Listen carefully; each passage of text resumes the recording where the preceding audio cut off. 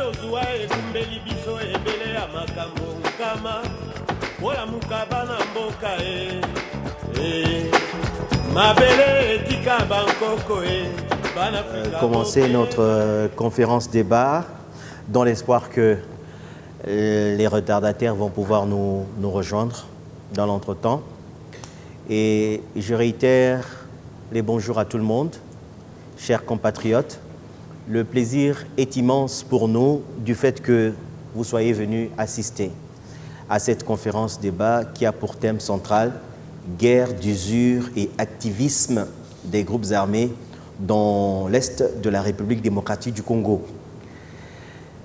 C'est une salle mythique pour nous, le DGA de la RTNC, qui pendant près de 10 ans a tenu dans cette salle plusieurs conférences. Donc la salle est devenue un symbole pour nous, un symbole de la lutte pour la libération du peuple congolais contre les velléités de balkanisation, surtout de la partie orientale de la République démocratique du Congo.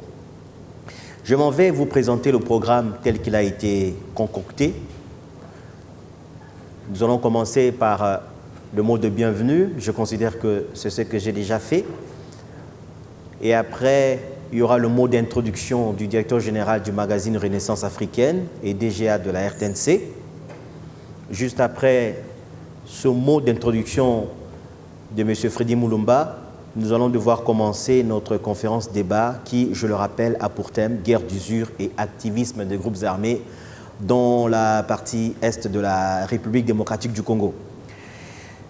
Juste après, nous allons prendre la toute première intervention. C'est une intervention que je dirais exclusive parce que vous aurez droit à recevoir des informations fraîches sur ce qui se passe actuellement à Béni. Le témoignage des personnes qui y vivent, qui viennent de là, qui vous racontent sans passion. Ce ne sont pas des journalistes, ce ne sont pas des politiciens avec un discours politicien comme on voit à la télé. C'est des gens qui ont du vécu, qui ont jour après jour de l'information fraîche et vous allez pouvoir savoir à partir de ce témoignage-là qui sera rendu par le professeur Sadiki Biombuka, ce qui se passe véritablement au Sud Kivu et notamment à Béni. La deuxième intervention sera faite par Nixon Kambale, qui se trouve être le directeur du Centre pour la bonne gouvernance. Il parlera de la persistance d'activisme des groupes armés dans la partie orientale de la RDC et il se pose une question, quelle approche pour relever le défi? Enfin, la dernière intervention sera faite par M. Freddy Mulumba, DGA de la RTNC et directeur général du magazine Renaissance africaine, sur les contours géopolitiques et l'instabilité chronique dans l'Est de la RDC. À la fin, il y aura bien sûr un débat où vous pouvez poser des questions parce que la conférence se veut interactive. Question de vous permettre aussi de pouvoir apporter vos suggestions, vos analyses, pourquoi pas contribuer par rapport à tout ce que les intervenants vont dire. Donc, sans plus tarder, nous allons commencer par ce mot introductif prononcé par le DGA de la RTNC et le directeur général du magazine Renaissance africaine, Freddy Mulumba. Bonjour à tout le monde. Monsieur Adam vient de vous rappeler que ça fait plus de 10 ans qu'on a commencé à parler de la situation du Congo, de la balkanisation du Congo. Ça a commencé dans cette salle. Ce n'était pas encore bien connu. Aujourd'hui, en 2019, on totalise 10 ans. On vous parle du sujet de la conférence qui s'intitule « Guerre d'usure, activisme des groupes armés dans l'Est de la République ». Quand j'ai envoyé une invitation à un cousin, il prépare sa thèse à Harvard. Ce cousin me dira « Non, Ce n'est pas la guerre d'usure. Ce sont des guerres de balkanisation. Voilà pourquoi j'ai dit on change de titre.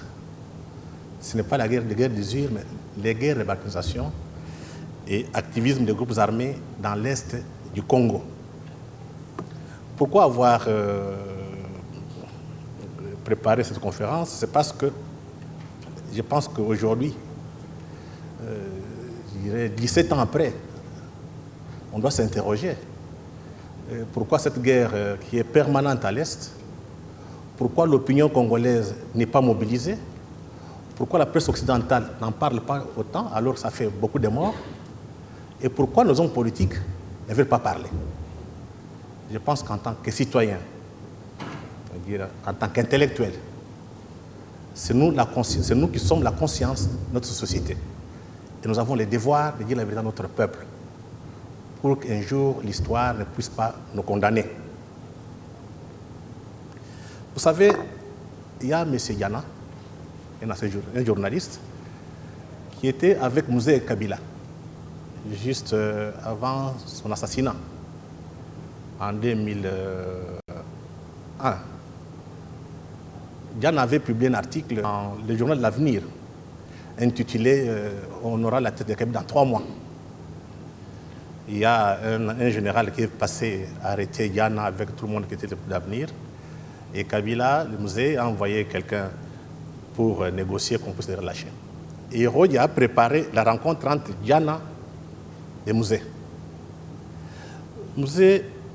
Yana arrive devant Mouzé.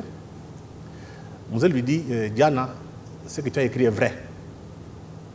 Il y a des choses que moi je ne peux pas faire.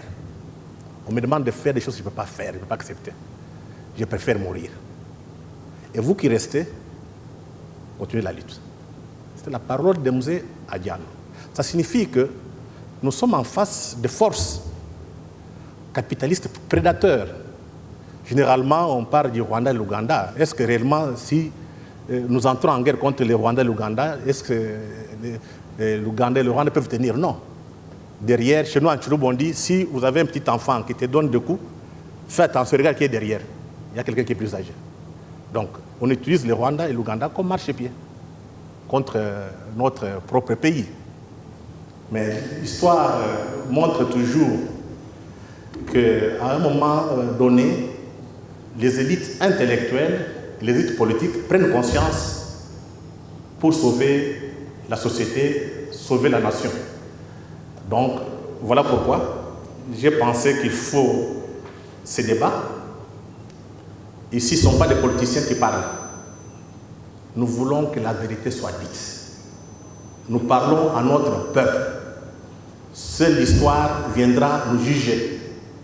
Nous devons prendre rendez-vous avec l'histoire.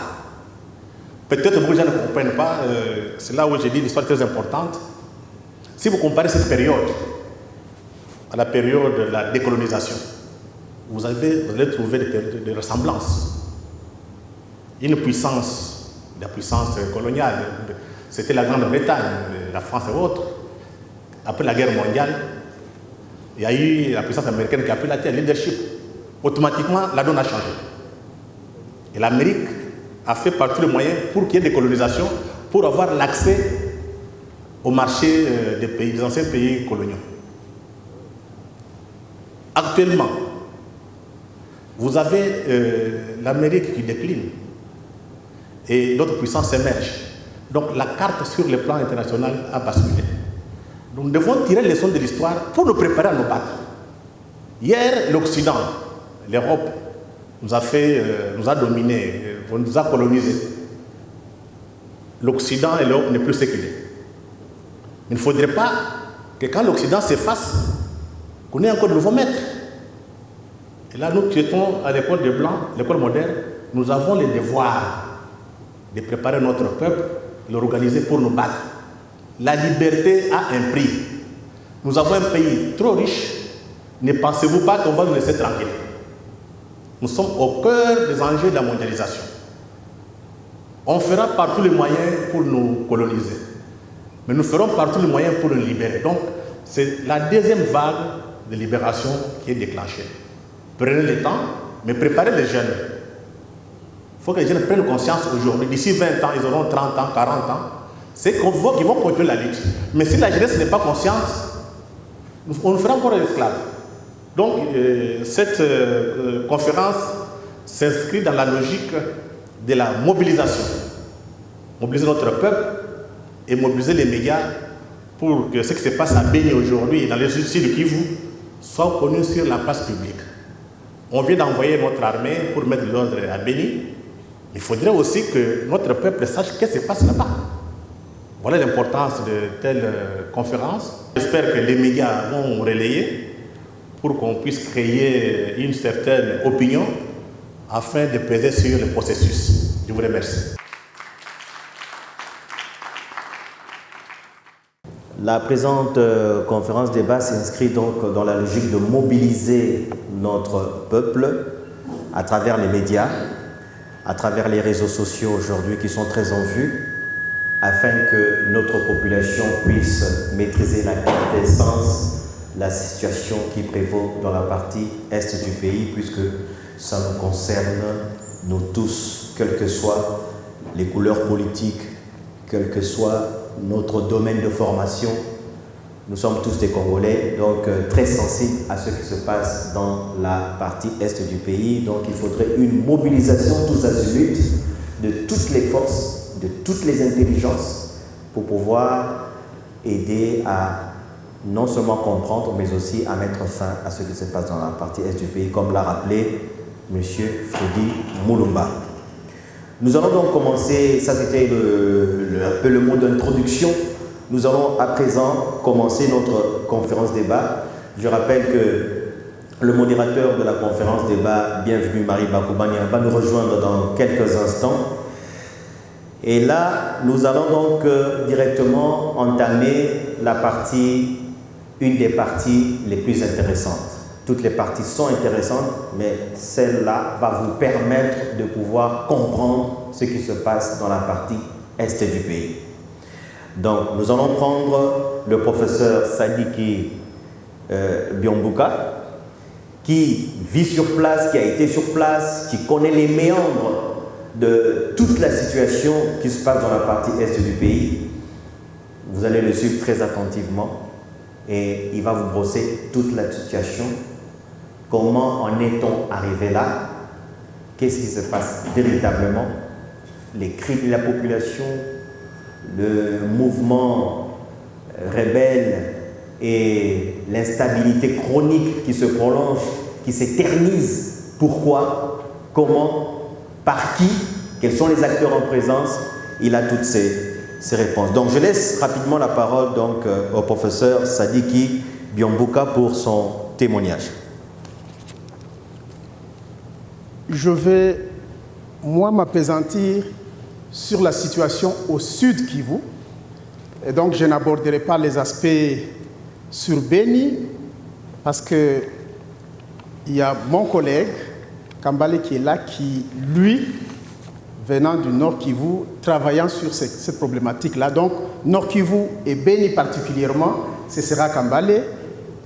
Je commence, moi, par faire un état de lieu sur la situation actuelle des violences armées, parce qu'il y en a, même si on n'en parle pas beaucoup, aussi bien au niveau national qu'au niveau provincial. La province du Sud Kivu, actuellement, au-delà de tout ce que nous savons généralement sur ce qui se passe à l'Est, au cours de cette année-là, il y a une résurgence des affrontements, des déplacements des populations. Parfois les humanitaires en parlent, les politiques pas trop. Et dans le cadre de cette conférence, utilisant une approche carrément factuelle, je voudrais parler de faits, des situations telles qu'elles sont vécues. Je n'entrerai pas beaucoup dans l'analyse, je laisserai à la fin au DGA de entamer l'analyse et peut-être dans le débat on peut aller au-delà, mais je vais présenter la situation. Malheureusement, je pensais qu'on allait projeter la carte et autre chose, c'est là, mais je crois qu'on peut comprendre. Pour la province du Sud Kivu actuellement, il y a 3 axes de violences armées et de conflits qui sont en montée presque spectaculaire maintenant et dont on ne parle pas. Si nous prenons la carte de la province, qui est dans...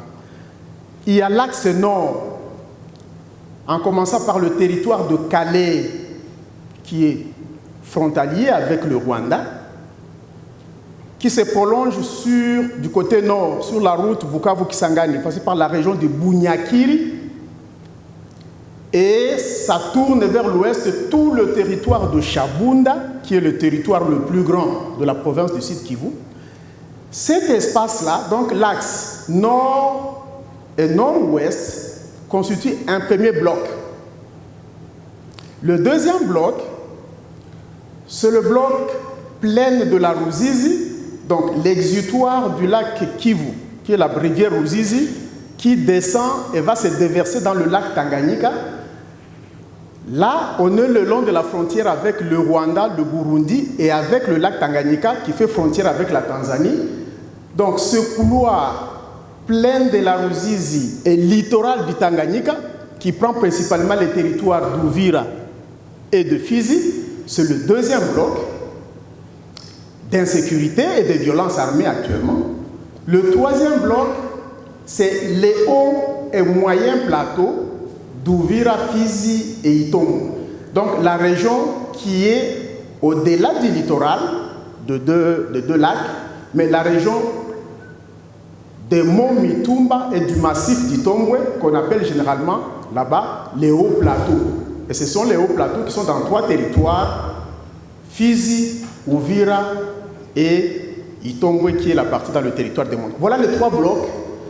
Et je voudrais peindre la situation actuelle dans les 3 blocs. Peut-être que vous allez vous demander, oui, on dit, professeur Sadi qu'il en parle, je suis professeur là-bas, attaché à l'Université évangélique en Afrique et à l'Institut supérieur de développement rural, mais ce n'est pas seulement ça qui fait que je puisse avoir la main sur la situation de terrain de chaque jour. J'ai longtemps œuvré comme gestionnaire de projet dans les 8 territoires. Et donc, les 8 territoires du Sud Kivu, il n'y a aucun territoire où je n'ai pas vécu.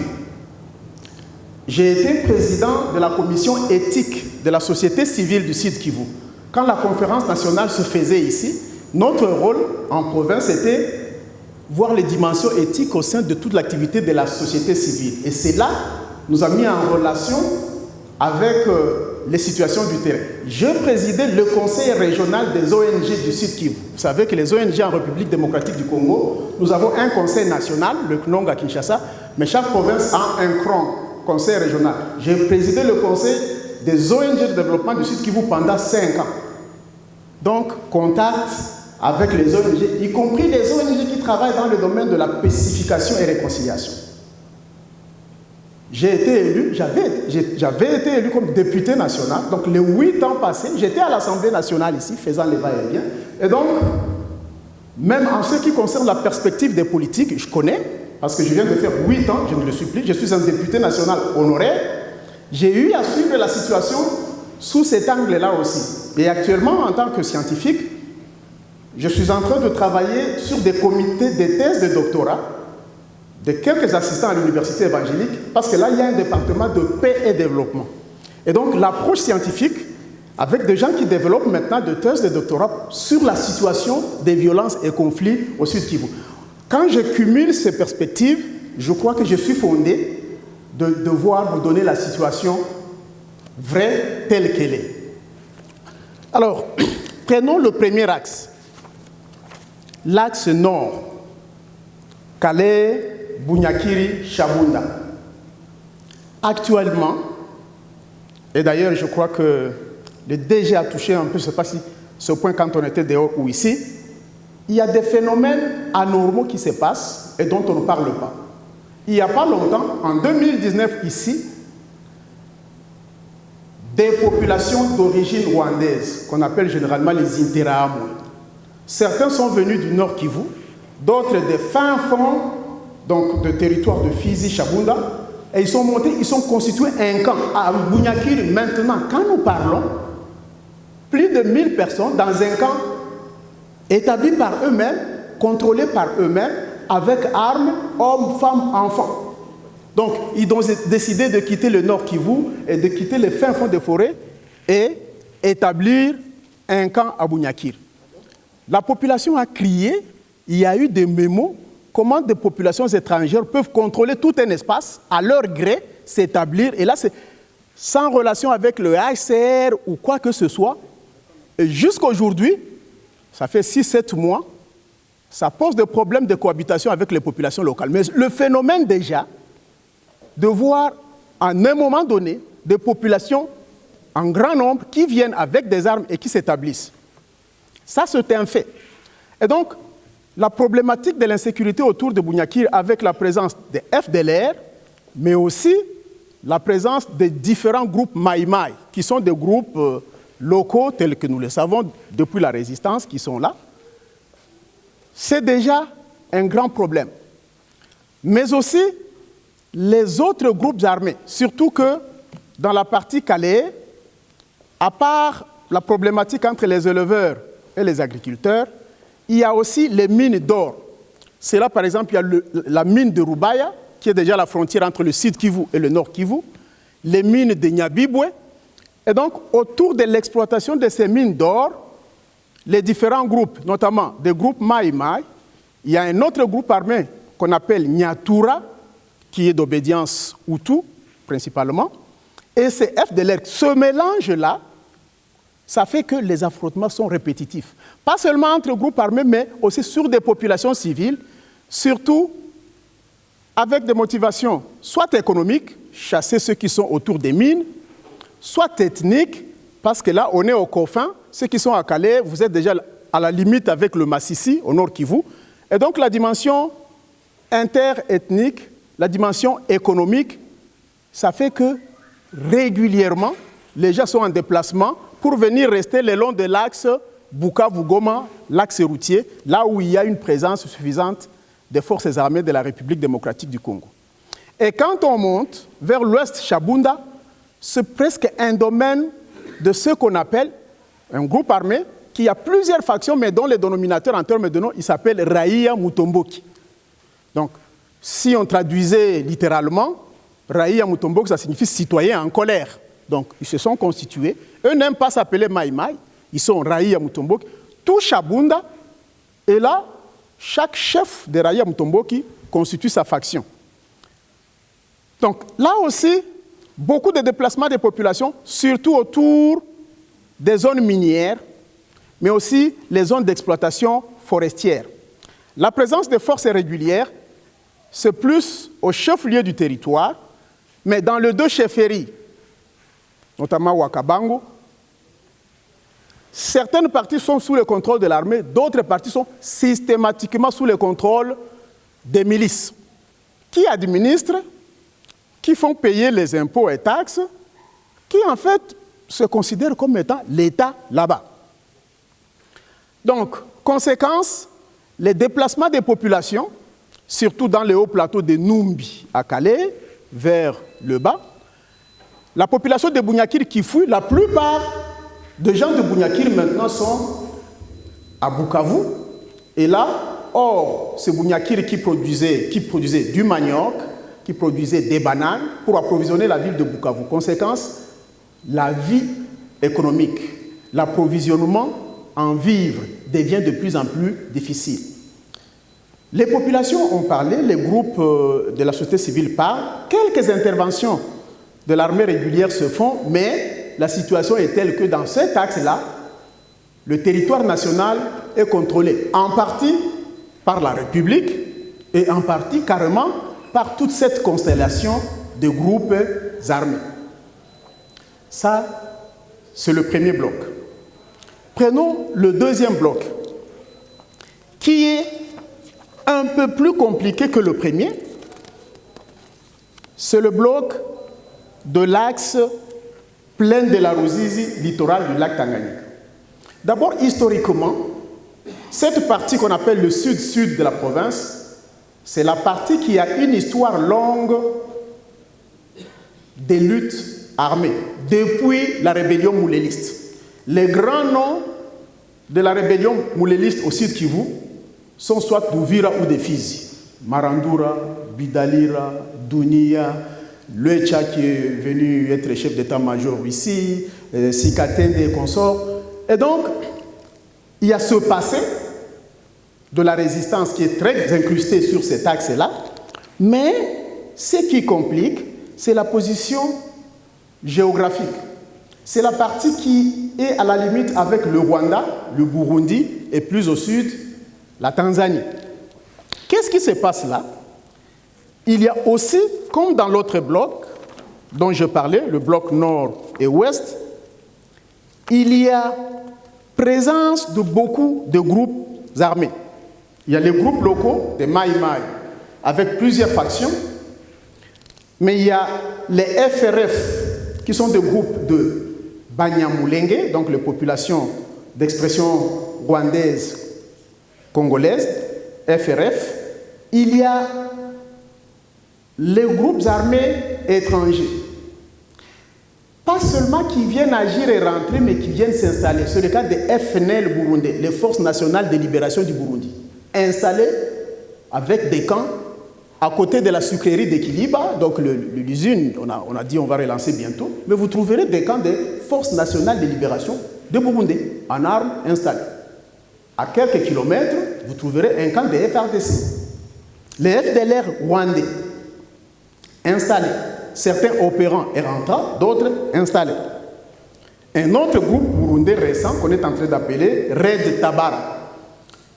Donc, sur la partie plaine de la Ruzizi, cela fait que systématiquement, actuellement, il ne se passe pas 2 semaines sur la route qui relie les 2 villes, Bukavu à Uvira, vous ne pouvez pas connaître le trafic régulier pendant 2 semaines sans qu'il y ait coupure de route, pillage ou tuerie des passagers, parce que c'est ça la route principale pour connecter le sud Kivu au sud de la province, mais aussi à la province du Tanganyika, dans l'ex-Katanga.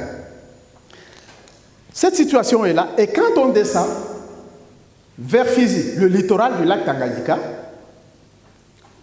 c'est très connu, pas seulement se passer de l'ancrage mouléliste quand la rébellion de Pierre Moulélé est allée là-bas, mais là aussi, sur le plan de l'histoire, cela que s'était installé depuis 1967 jusqu'au début des années 80, le maquis du feu président Mzee Laurent Désiré Kabila.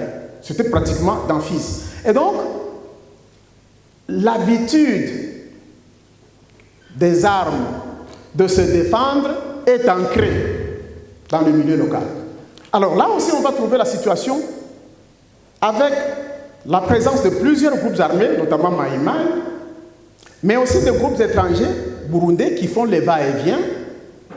Et la dimension qui complique tout, il y a aussi une dimension intertribale, notamment avec la présence des éleveurs Banyamulenge dans les hauts plateaux et le mouvement de transhumance de bétail à chaque saison sèche. Ça fait que les affrontements sont réguliers. Mais actuellement, là, le groupe le plus connu et dont on parle le plus, ce sont les Maï Maï Yakutumba. Un ancien officier de FRDC qui est venu ici à Kinshasa pour la démobilisation, qui est rentré, mais tantôt c'est des opérations militaires pour démanteler ce groupe, qui n'arrive pas à les démanteler, tantôt c'est ce groupe qui s'attaque aussi à d'autres. Et donc, cette partie du littoral, et au-delà du littoral, jusqu'à prendre le secteur de Nganja et de Lulenge, à la limite avec la province du Katanga, les affrontements sont réguliers, les déplacements des populations, si bien qu'on ne peut pas parler depuis 1996, parce que le grand repère, c'est tout de même s'il y a eu beaucoup de petites guerres et d'affrontements, et à l'époque de la rébellion de Moulélé, et à l'époque du maquis Kabila, mais la guerre de l'Alliance des forces démocratiques de libération du Congo, l'AFD, quand Laurent Désiré Kabila avait lancé la guerre contre Mobutu avec les alliés rwandais et ougandais, pour le Sud Kivu, c'est le grand repère de la multiplication de groupes. Parce qu'avant 1996, il y avait moins de 10 groupes armés dans la province. Aujourd'hui, on est à plus de 60. Pratiquement, c'est l'entrée de l'AFDL, le déclenchement de la rébellion, la guerre qu'on a appelée la guerre de libération, qui devient le repère historique le plus récent en matière de guerre répétitive et insécurité pour le cas de la province du Sud-Kivu. Et donc, depuis 1996 à aujourd'hui, on ne peut pas parler de véritable période de stabilité ou de paix dans cette province, surtout dans les 3 blocs. À part la situation dans la ville, comme la ville de Bukavu, un peu dans la ville d'Ouvira, encore que dans l'histoire, il y avait eu des événements comme la guerre de Shkram, qui avait beaucoup bougé la ville de Bukavu et les environs, mais aussi le fait que la tendance pour toutes les tribus, pour plusieurs communautés, de se défendre du fait qu'on n'est pas défendu par l'État, ça fait que les groupes armés, on les trouve dans le territoire de Kabare, on les trouve dans le territoire de Walungu, il y avait les Moudoudou 40 et les autres. Et donc finalement, il n'y a pas un seul territoire, à part la ville de Bukavu et le petit territoire insulaire d'Idjui, les 7 autres territoires, partout, il y a les groupes armés. Donc, situation donc du deuxième bloc, plaine de la Ruzizi, littoral du Tanganyika, Uvira Fizi.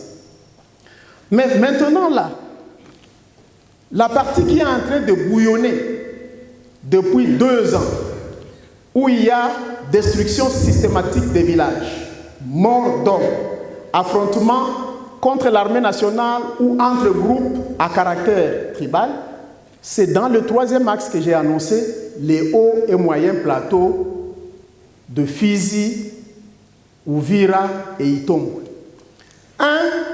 C'est la partie enclavée, parce que les autres parties là sont un peu, il y a 2 routes ainsi de suite. Les hauts plateaux, pour y arriver, c'est soit par avion. Il y a une route qui connectait le territoire de Fizi à celui de Bouengamé, pratiquement presque impraticable. Mais aussi, particularité, ceux-là qui se sont installés, les populations éleveurs d'expression rwandaise, actuellement appelées Banyamulenge, et dans le temps, communément appelées Banyarwanda. Et donc, ça complique la situation de quelle façon? Il y a 2 ans, je ne veux pas aller dans l'histoire, il y a 2 ans, le peuple traditionnellement, ce sont les Bavira de cette chefferie, et donc coutumièrement, c'est toujours les Bavira qui sont chefs. Depuis un temps, les populations Banyamulenge ont entrepris une guerre pour dire nous sommes des populations congolaises avec la nationalité et tout, mais nous n'avons pas, parce que là, il n'y a aucun groupement administratif, il n'y a pas de chef coutumier réellement Banyamulenge. Et ça, c'est un fait d'histoire parce que des populations d'origine rwandaise venues après les autres. Et donc, comme les chefs traditionnels, chefs de groupement, chefs coutumiers, sont soit Bavira, Bafuliru, Babembe, Banyindu, donc les populations congolaises d'origine qui ont précédé dans ce milieu et qui se considèrent comme les autochtones. Maintenant, une nouvelle dimension depuis 2 ans, une guerre a commencé, il faut qu'on change les chefs de groupement. Il faut qu'en République démocratique du Congo, en commençant par là, on trouve des mécanismes pour créer d'autres chefs de groupement. Ça a créé une guerre. Depuis 2017, il y a des affrontements réguliers entre, des groupes armés Banyamulenge, et il y en a 2, un groupe appelé Ngumino et un autre appelé Twiguaneo, ça ce sont des noms en Kinyarwanda, et les Maïmaï de toutes les autres tribus. Mais fait nouveau, depuis 2016, il y a des groupes armés rwandais et burundais qui sont venus en plein jour avec armes, hommes et approvisionnement, ont traversé la plaine de la Ruzizi et sont allés s'installer dans les hauts plateaux. Ça fait 3 ans, les populations en parlent, les autorités en parlent, rien n'a été fait. Donc, et encore, chaque fois, pour le cas du Rwanda et du Burundi, 2 groupes antagonistes. Les pro-régimes du Burundi sont allés et ont installé leur camp. Les anti-régimes du Burundi sont allés aussi mettre leur... Ou en République démocratique du Congo, dans les hauts plateaux de Fizi-Uvira. Idem pour le Rwanda. Les pro-Kagame sont allés se mettre là-bas pour dire des menaces peuvent venir d'ici et des anti-Kagame, notamment les forces de l'ancien général Kayumba, Nyamwasa, sont allés se mettre là. Donc, forces étrangères installées tranquillement avec des camps, armes et consorts, anti- et pro-gouvernement étranger. Alors ça complique la situation. Les affrontements autour de Bijombo, qu'on peut considérer comme une affaire de population congolaise elle-même, ça bénéficie maintenant des accointances, des alliances. Tel Maïmaï peut faire alliance avec tel groupe, tel groupe de Banyamulenge peut faire... Et donc ça fait que les violences deviennent plus systématiques et peut-être même plus professionnelles. On ne peut plus croire qu'on est en face de simples Maïmaï ou simples Ngumino, mais c'est des guerres qui, quand les gens s'affrontent, les villages entiers sont brûlés, les populations meurent, et généralement, c'est presque le silence. On n'attendra jamais Kinshasa parler de ça. Et même à Bukavu, les politiques, parfois les gens commencent même à avoir peur de parler de ce qui se passe chez eux. C'est ça la situation.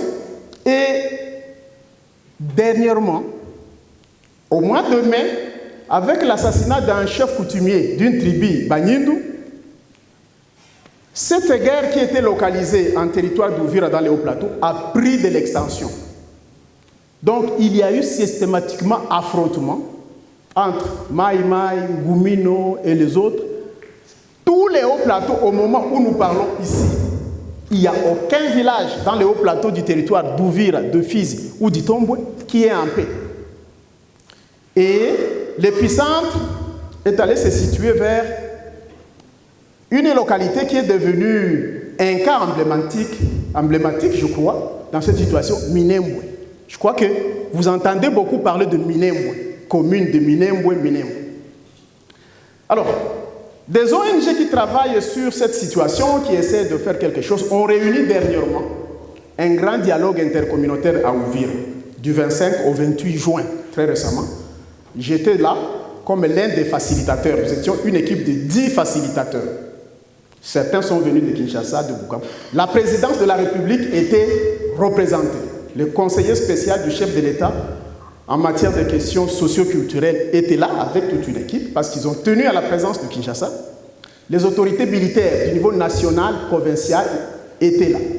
5 jours. Qu'est-ce qui a été fait? Les organisateurs avaient d'abord travaillé avec toutes ces communautés pour qu'ils préparent des cahiers de charges.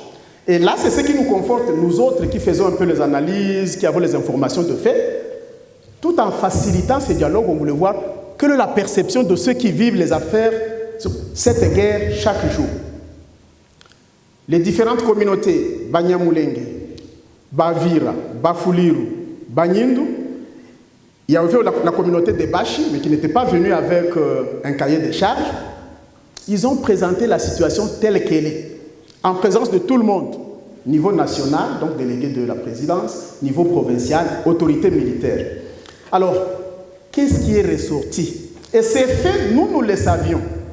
Mais au moins, je voudrais en parler, juste rendre compte de ce que les gens se sont dit eux-mêmes. Et c'est la vérité qu'on vit aujourd'hui. Parce que même maintenant que nous parlons, avant-hier, il y a eu des morts. Hier, il y a eu des morts. Qu'est-ce qui est ressorti de ce dialogue en termes de la situation et dont je pense personnellement l'opinion nationale, les intellectuels, on devrait prendre ça au sérieux. Parce que si de 1996 à 2019, le 3/4 d'une province, et je crois qu'on va nous parler du cas du Nord Kivu aussi, ne vit pas dans une situation de stabilité et que les gens sont obligés de quitter tous les villages, venir se concentrer à Bukavu, à Ouvira, c'est une situation qui n'est pas normale. Alors, qu'est-ce qui a été dit et qui décrit la situation actuelle dans les hauts plateaux de Fizi, Ouvira et Itombo? Un, c'est que les principaux groupes armés se sont armés davantage. Qu'il s'agisse du groupe Banyamulenge Ngumino ou Twigwaneo ou de groupes Maïmaï des autres tribus, presque tous les groupes se sont armés davantage. Ça, c'est un premier danger. Deuxième, les groupes armés étrangers n'ayant fait l'objet ni de mesures diplomatiques, ni de mesures militaires, ça devient des groupes qui vendent de l'expertise armée aux groupes locaux. Groupes rwandais et groupes burundais qui deviennent fournisseurs d'armes et d'expertise technique. Ce qui complique la situation. Et personne n'ignore ça. Ce que nous disons ici, les gens peuvent croire que non, non. Les services de renseignement, l'ANR, le gouverneur, la République jusqu'à Kinshasa, tout le monde a les rapports sur quand est-ce qu'ils sont venus, ils sont où, c'est connu, et ils contrôlent certains marchés, ils prennent les taxes. Et donc, ce n'est pas une situation inconnue, mais le regret, les gens se posent la question, pourquoi on n'en parle pas? Ce qui nourrit davantage la crainte des populations locales que existerait-il un plan de balkanisation, carrément de céder cette partie? Est-ce que ces groupes ne sont pas les équipes avancées des armées burundaises ou rwandaises qui doivent déjà vivre avec nous pendant des années, connaître le terrain, pour matérialiser quelque chose plus tard? Cette opinion monte parce que les gens ne s'expliquent pas que 2 ans durant, des groupes armés étrangers peuvent s'installer, opérer librement au vu et au su de tout le monde. Troisième chose, les gens l'ont dit et c'est la situation, les efforts des forces armées de la République démocratique du Congo, dans cette zone-là, des hauts plateaux, ça reste en deçà du niveau requis. Et c'est pourquoi il n'y a pas de maîtrise de la situation. Il n'y a pas de dissuasion par les forces nationales, à cause des faibles effectifs, mais aussi, dans plusieurs localités, absence totale. Je vais vous donner mon expérience personnelle. Quand j'étais député, moi j'étais élu de Mwenga, j'ai fait à pied 8 jours durant, de Fizi à Mwenga. Mais comment j'allais? Les FRDC ne m'ont accompagné que dans les 2 premiers villages. Je quitte là, je suis pris en charge par les groupes armés. C'est eux qui vous escortent, parce qu'il fallait que je rencontre la population. 6 jours durant, ceux qui m'accompagnent, ce sont les groupes armés, parce qu'il y a 0 policiers, 0 soldats de FRDC, sur un espace où vous faites 6 jours de marche. Et donc, cette absence totale de l'État, à travers l'armée, la police nationale, ça favorise le fait que les hauts plateaux de Mwenga ou Vira-Fizi deviennent presque incontrôlables. Et pourtant, du fait de la richesse de la biodiversité de ces milieux-là, le gouvernement congolais, à travers l'Institut congolais pour la conservation de la nature, a érigé 2 réserves naturelles dont les richesses internationales en termes de biodiversité sont internationalement reconnues. Des études de Belges comme Prigogine, déjà en 1954, avaient identifié les espèces rares d'oiseaux, d'animaux qui sont là. Alors, malgré cet élan international de vouloir préserver la nature, mais en pareille circonstance, les 2 réserves, la réserve naturelle d'Itombwe et la réserve naturelle d'Enganja, qui pouvaient constituer d'autres sources de richesse pour le pays, sont menacées du fait de l'instabilité. Qu'est-ce qui a été aussi révélé? La prédominance, depuis 2012, dans cette région-là, comme dans beaucoup de territoires du Sud Kivu, les unités de FRDC qui sont envoyées sont systématiquement sous commandement des seuls officiers Banyamulenge, Banyarwanda. Alors ça pose un problème. Vous allez à Fizi, si vous trouvez une unité, régiment, le commandant, il doit être Munyamulenge ou Munyarwanda. Donc, alors, dans un pays où l'armée comprend les gens de 26 provinces, maintenant la population se pose la question, mais comment expliquer qu'ici, toujours, malgré les dénonciations, moi-même, quand j'étais à l'Assemblée nationale, nous avions interpellé le ministre de la Défense, j'étais là, j'avais mon papier. Je me rappelle, certains amis avaient commencé à me fuir pour me dire, parce que bon, j'étais de la majorité, on disait, mais attention, moi j'ai dit non, c'est la situation. Systématiquement, commandant de bataillon, commandant de régiment, il doit être d'expression rwandaise, population congolaise. Et alors, ça pose un problème. La situation sur le terrain, c'est quoi? C'est que dans les hauts plateaux, il y a des villages systématiques où les FRDC sont carrément le supplétif de groupes armés Banyamulenge contre les autres tribus. Ça, c'est vécu. Armes et munitions des FRDC mise à la disposition de groupes Ngumino ou Tuguaneo de Banyamulenge. Ça complique la situation. Ça fait que maintenant, les réflexes qui étaient déjà presque abandonnés, de l'identité, de la nationalité, ça ressurgit. Et là, maintenant, les gens disent, effectivement, la guerre que nous avons aujourd'hui, c'est à partir de 1976, parce qu'il faut prendre que le nom même Banyamulenge, c'est un nom qui a été créé en 1976. La tribu était appelée toujours comme au Nord Kivu, Banyarwanda, Hutu, Tutsi. Mais au Sud Kivu, il y a une particularité. Un ethnonyme a été créé, parce que Mulenge, c'était un village dans la chefferie de Bafouliru. Alors on a dit, non, non, il n'y a plus de tribus où Banyamulenge et Banyarwanda, ça devient Banyamulenge. Si bien que les deux noms coexistent. Pour certains, quand vous dites Banyamulenge, on vous donne une étiquette. Pour d'autres, si vous les appelez Banyarwanda, on vous donne une autre étiquette. Donc on met tout le monde en situation difficile. Mais en tout état de cause, aujourd'hui, l'armée est essentiellement commandée par une des tribus qui est en confrontation avec les autres. Un autre élément qui a été souligné, c'est un phénomène de débaptisation des noms des villages, des rivières et des collines.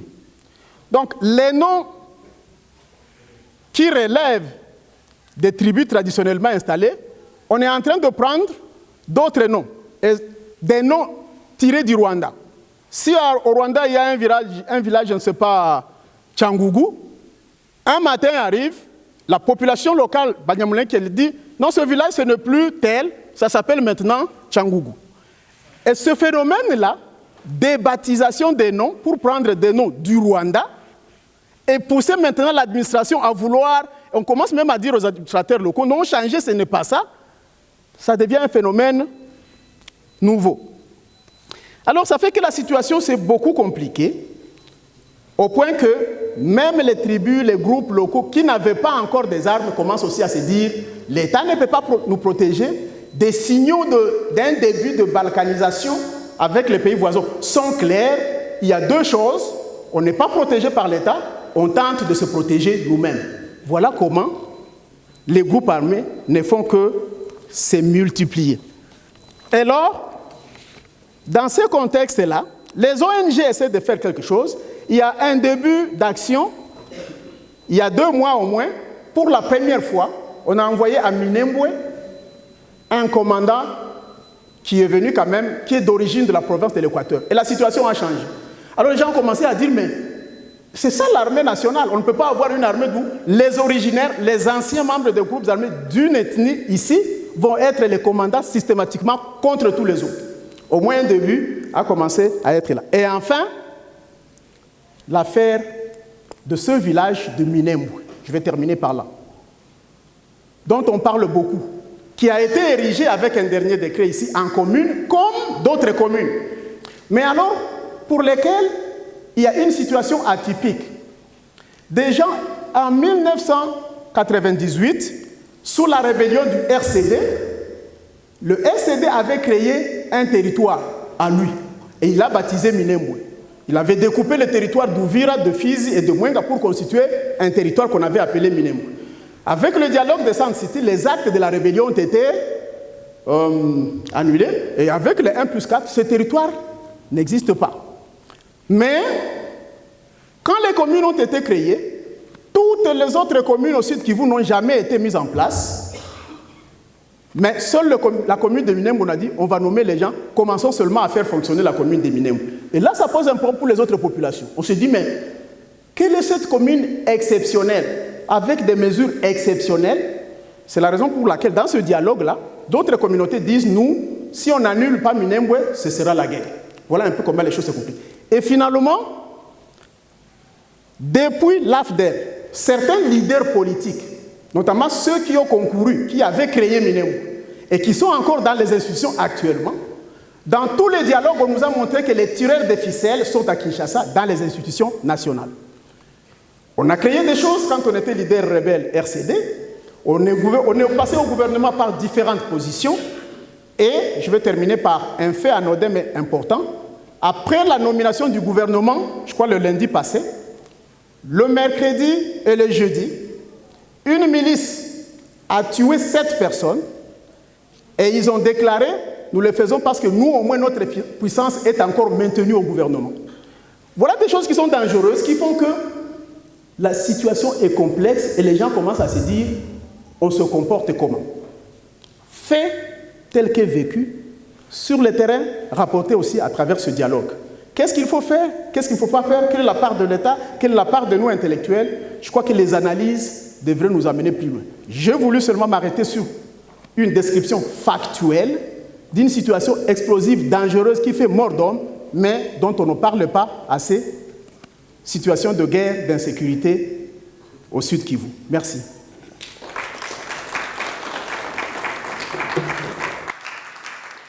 Nous maintenant, on en vient. Je sais que vous avez des questions à poser. Le temps que nous faisions passer avec l'autorisation des intervenants, tous les autres intervenants, et puis en un bloc, vous allez pouvoir poser des questions à chacun d'entre eux. Donc nous allons prendre la deuxième intervention, celle de Nixon Kambale, qui se trouve être le directeur du Centre pour la gouvernance, et lui va nous parler de la persistance d'activisme de groupes armés dans la partie orientale de la RDC.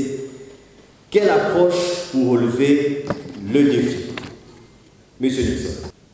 Je vais m'appesantir notamment sur la persistance des groupes armés. Pourquoi la persistance des groupes armés? Et quelle peut être l'approche envisageable ou qui peut être explorée pour pouvoir relever les défis? Mais avant cela, j'aimerais revenir à ce que le DGA a dit tout au début, quand il a parlé de la guerre d'usure ou de guerre de l'organisation. Pourquoi j'ai dit cela? Parce que je me pose toujours une question simple. Je me dis, est-ce que les Congolais peut dire avec certitude que les guerres que le pays a connues sont les initiatives congolaises? Si nous pouvons avoir une réponse à cette question, nous comprendrons pourquoi, effectivement, jusqu'à aujourd'hui, ce que nous vivons, nous ne sommes plus à mesure de les dénoncer ou d'en parler, parce que nous-mêmes, consciemment, nous savons que ce n'est pas nous, ce sont d'autres personnes, mais par contre, nous profitons de cela. Nous, en fait, ils nous utilisent pour avoir accès aux privilèges et nous ne pouvons plus parler. Et nous sommes dans une position de lamentation. C'est dommage. C'est très dommage pour nous. Et je m'interroge souvent lorsque on arrive à discuter ou à parler de la situation de notre pays. Et là, je reprends ce que le pasteur Ekofo avait dit. Qu'allons-nous léguer aux générations futures? Ceci étant, le professeur a parlé de la situation au Sud Kivu. Peut-être je vais vous décevoir en vous disant que c'est la situation générale qui va de Tanganyika jusqu'à Haut-Ouélé. Pourquoi Haut-Ouélé? Parce qu'à Haut-Ouélé, il y a les phénomènes Mbororo. Le Mbororo qui chasse nos frères dans leur village et personne n'en parle. Il y a eu dernièrement ici à Kinshasa une conférence au cours de laquelle on voulait nous faire endosser un nouveau vocable pour créditer la présence de Mbororo dans notre pays. On parle maintenant de réfugiés climatiques. Je ne sais pas si tout et chacun ou nous tous nous sommes au courant. Ils sont réfugiés climatiques, mais ils n'ont jamais été des déplacés climatiques dans leur propre pays. Et chose grave, ils viennent avec armes. Et notre gouvernement dit, nous avons signé des accords, nous devons respecter les accords.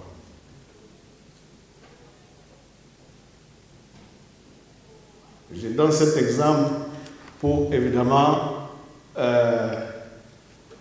appuyer à partir de ce que le professeur venait de dire. On se pose la question de savoir, est-ce que c'est l'armée congolaise qui doit défendre ou c'est l'armée congolaise qui tue?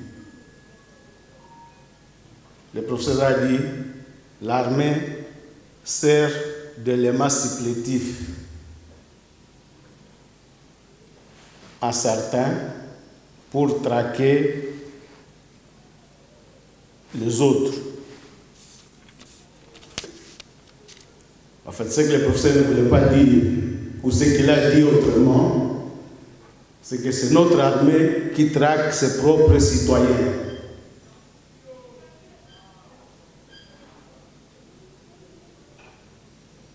Et vous allez vous demander pourquoi.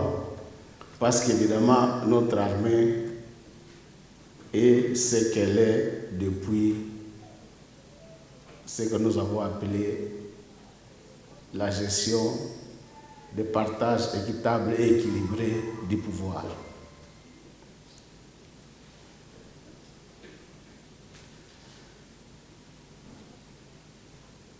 Le prof a fait une cartographie et il s'est appesanti sur une partie. Dans l'attendement du prof, là, Jacobien avec lui, le prof, parce que nous tous ici, nous savons pourquoi des parties entières de la République sont sciemment délaissés entre les mains de ce que nous appelons malheureusement musulmans groupes armés. Quand le prof parle de Chaboula,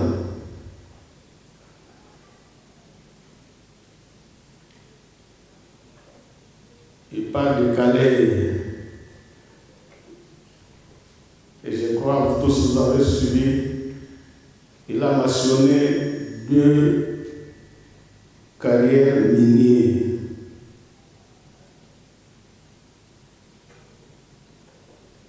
Et le prof n'a pas voulu dire, parce qu'il sait que nous tous nous savons, que le produit de ces mines quitte ces parties-là, traverse là où il y a notre armée et notre administration pour se retrouver en dehors de nos frontières. Et nous, intellectuels, nous disons malheureusement que ce sont les groupes armés qui exploitent. Donc pour dire que les groupes armés tels qu'on les présente ne sont pas proprement groupes armés, mais sont des gens au service d'une philosophie, d'une idéologie, d'une politique que nous-mêmes, nous ne voulons pas voir à face pour bien nous comporter face à ce que nous sommes en train de vivre.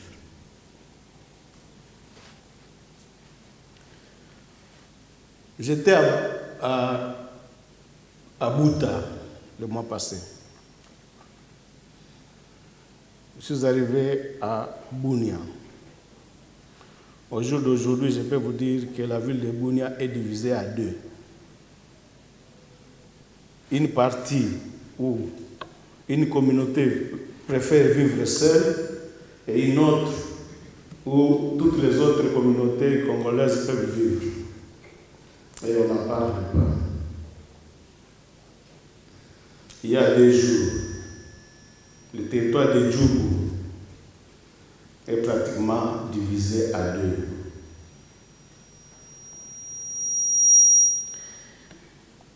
Les Bazouélé, comme les Haut-Ouélé, la partie nord, frontière avec le Soudan, le Sud-Soudan ou la Centrafrique, sont pratiquement entre les mains de Mbororo et LRA. Plus au sud, vers Béni, Lubero, Massissi ou Walikale, l'administration congolaise, au sens vrai, se limite sur le boulevard du 30 juin.